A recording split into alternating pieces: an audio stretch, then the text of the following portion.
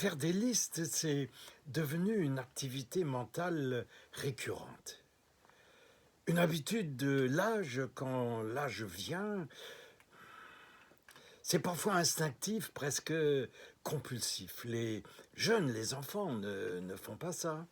Pour eux, les choses ne sont pas encore suffisamment là. Ils évoluent volatilement dans l'immense enclos du possible où rien n'est encore assez réel pour être dramatique. Alors que plus tard, au fil des décennies, la dramatisation se fait sentir et s'intensifie sans cesse. Faire des listes devient alors une habitude, presque un besoin. On fait la liste des lentilles, des petits pois et de l'avoine au cas où il y aurait urgence à remplir le havresac pour un départ précipité.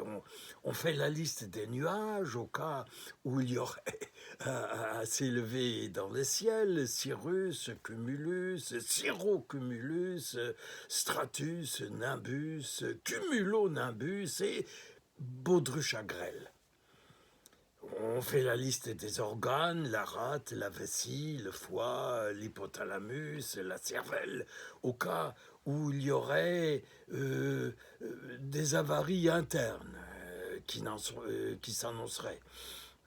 Des interruptions, des éclatements, des étrécissures, des enflements, des grumelatures, des proliférations, des métastases, des spongifications, des putréfactions, des corruptions, des nécroses, des atrophies.